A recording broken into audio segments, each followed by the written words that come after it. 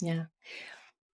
Well, that's a great question because, you know, with people that didn't grow up with the digital Hmm. world, Hmm. really, except for TV, um, we see this clear Sure. divide. But kids that are growing up now, I mean, it's all Yeah. one thing. They don't see this clear divide between their digital friends and their real friends. They see it's all real to them. It's all, you know. So we kind of have to make this distinguish between, well, your digital friends and your in real life friends that you go, play baseball with, or go shopping with, or whatever. And so the case for real things, I think there's a very strong case for real things. And we have to temper and balance the digital. We don't want it to take over.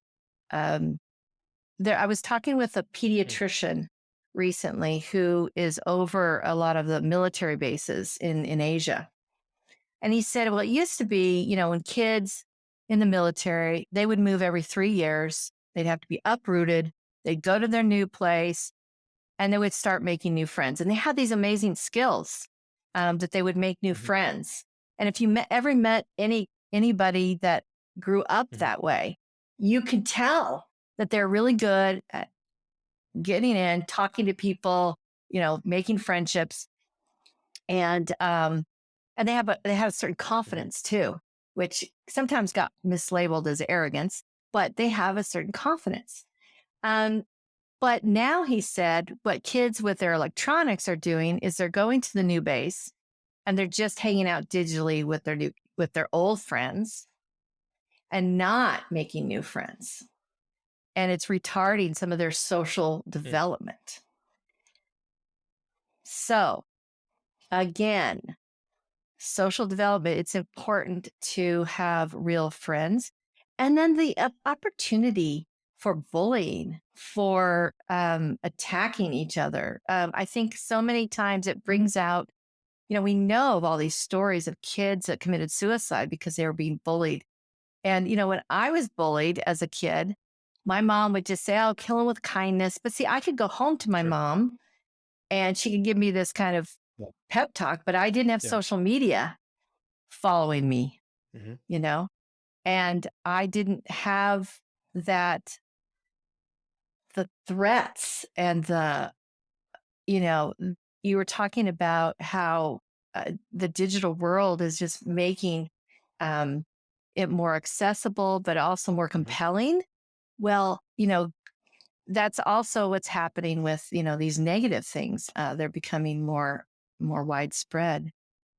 So I think it's a challenge to parent children in these days. And that's why it's so important for them to have a chance by being educated and being taught these digital safety skills so that they know you have their back and that you understand, a little bit about what they're going through to fight against this. We talked about the Mhm. naivete gap to get yourself educated so you aren't caught by what you Yeah. don't know, that your children aren't hurt because you just weren't aware of the danger. Yeah. I mean, reality matters maybe for the simple fact that it just cannot be avoided. In that case of Yeah. parent naivete, that's kind of what comes to mind. That I know a 30-year-old who has a studio apartment and with COVID had to come home and do her job, you know, in her little studio Mhm. apartment. And she also plays games, so she had gamer Mhm. friends, but she didn't have a lot of like Mhm. real friends. But she found a real friend that lives in her own apartment complex, um, and that she Mhm. works with. And so I recently had a conversation with her because she's looking to kind of move into a bigger apartment, and she said something Mm. interesting. Um, she said, "Well, I think I'll stay at this complex because of this real friend that I have Mhm. here, because they get together, you know." and do things together. Or she'll give her rides to places. And I thought that was so Yeah. interesting because the power of this one friendship is going to dictate really where she Mhm. lives because she does not want to leave that Yeah. friendship. Um, I saw that as a positive thing for her that she had this friendship and that she still wanted to be close to this friend and help her out when she needed help.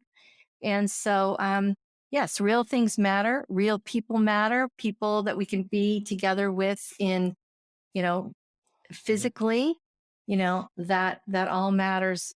Not to say that, I work with people that I've never met in Mhm. person. And I feel like I have some kind of a Yeah. relationship with them because we meet so often. But, you know, would if I could bring them all together in my town and we could all just work from Yeah. an office, yeah, I'd actually like that, Mhm. you know. So there's awesome things to technology, and I never want to like be one of these like, oh, just ban all technology. But I would say that if there's one thing you might want to consider doing with your family or for yourself is just doing a Yeah. fast, like a digital Mhm. fast Mhm. where you kind of, for like Yeah. 7 days. I know of people that go like 30 days, that would be hard for me, but I've done it for Mhm. 7 where well, especially with Mhm. social media. And the effects are so positive. They have teens that do this and they're like, oh my Yeah. gosh, I love it. They go out to these wilderness things and they really feel this their mental health Mhm. improves and they feel unburdened. So I'll just say that starting with like a fast this, in the summer, and then making sure that when you bring your kids back, that you give them some digital safety Mhm. training Mhm. before. I think that would be a perfect combination of what you can do to improve the digital health and the digital safety of your kids and the mental health.